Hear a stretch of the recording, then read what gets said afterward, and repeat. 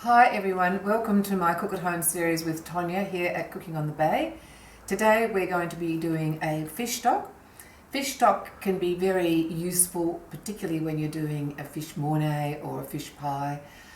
We sometimes use it we always use it in our French bouillabaisse or our bourride that we make in our French cooking classes. So it is vital to that because it does give a lovely depth of flavour to the fish soup or stew. So to make it, it's a little bit different to a chicken stock in that it doesn't cook very long at all. It cooks for only 15 or 20 minutes, otherwise the bones tend to break down and you can ruin your stock because it will make the stock cloudy. So it's much quicker.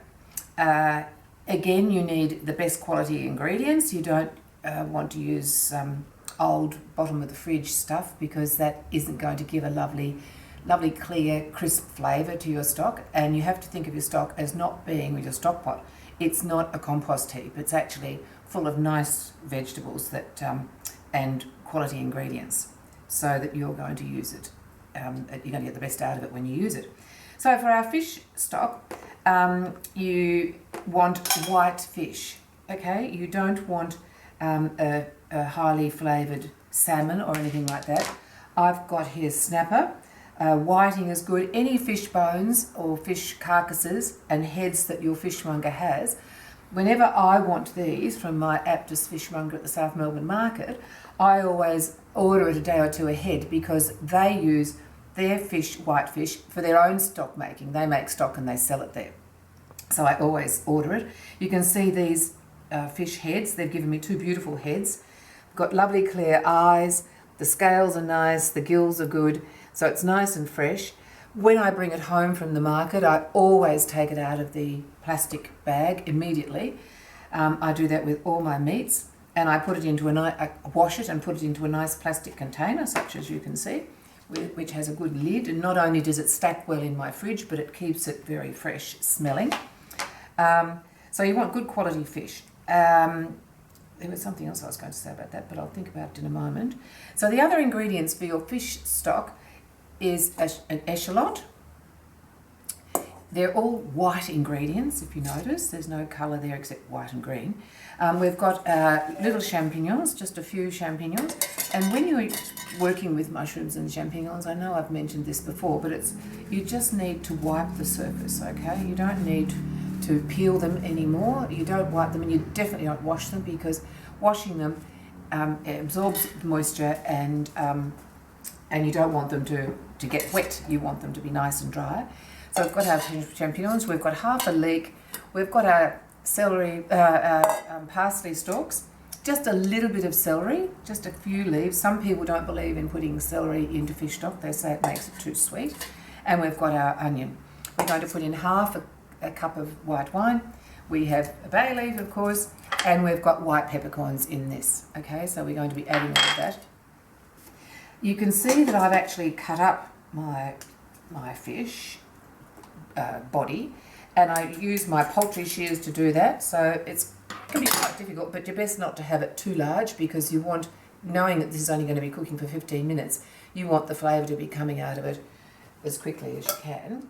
So the fish heads are just sensationally good for your stock.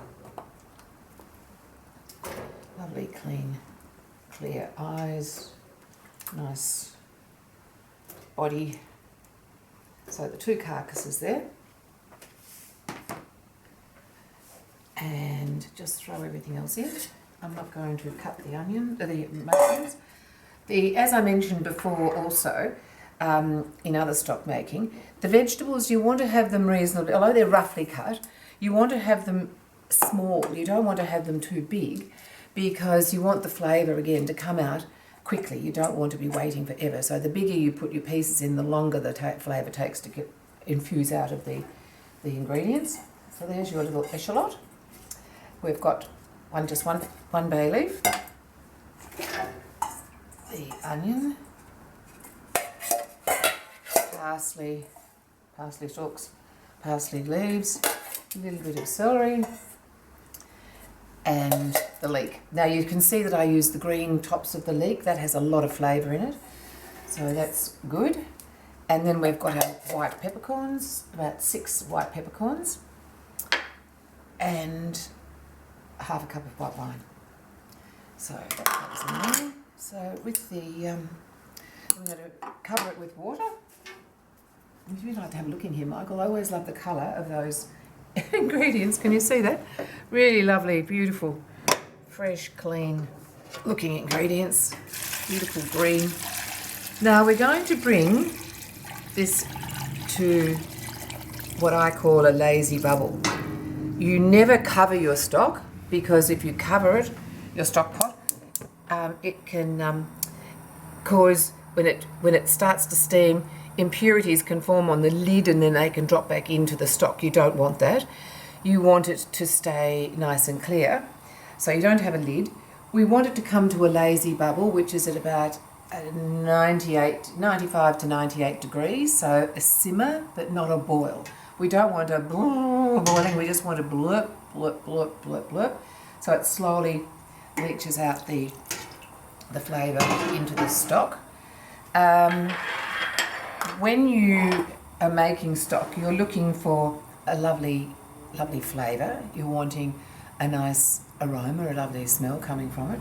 You want it to be clear, and you want it to have the bones, give it a gelatinous nature, so that when you're using it in a sauce, you might want it for a lovely fish sauce, for instance. You want it to have a bit of body, and that's the gelatinousness gives it that luscious, unctuous, and body. So it gives it some viscosity, say. So there we go. Now we're going to leave that here for a few minutes until it comes to that lazy bubble, and we'll keep an eye on it so that when it starts to move and you see some activity in the water and the few bubbles coming to the surface, I then take it off the wok burner, which is bringing it to the heat reasonably quickly. It's a heavy pot, it's got a heavy bottom, so the heat in the pot, once it gets to a certain temperature, it can start to boil quite quickly. So you want to watch it. Don't leave the kitchen and go and put the washing on the line. Just hang about a bit and keep an eye on the pot. We always keep an eye on the pot when we're doing it in cooking class. And you can see I've got my little bowl here with a spoon. So if I do see any scum forming, I always remove it, because you don't want it to discolour your stock.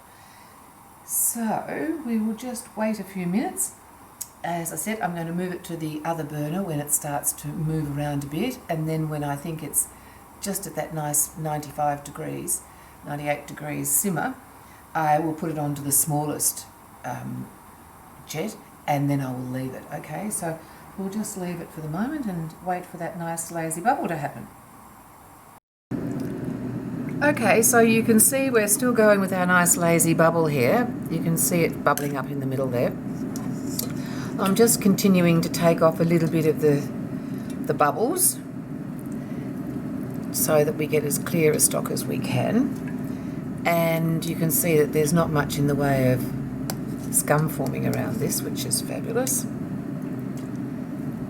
So, and if you can see, if I just gently move it to one side, it's looking quite clear and lovely down there. It doesn't have the same golden as the chicken stock does when you're making that, but you can see that there's a lot of lusciousness happening there, and that's the sort of lazy bubble that I like. Okay, so 15 minutes from the time it starts to lazy bubble. Okay, so I thought I might get out my meat probe and just give you a look at how the temperature is here. You can see that nice lazy bubble, and the temperature, there you go, 95. We're wanting it between 95 and 98.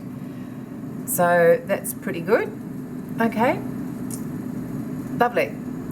Lovely, lovely. So we'll just continue. It's nearly ready to come off. It's nearly been 15 minutes. And I'll just take off any bit of this surface bubbly, scummy, though it's not really scum, is it? It's just froth. And it'll be ready to strain. So, just a couple more minutes. Lovely. Looking good.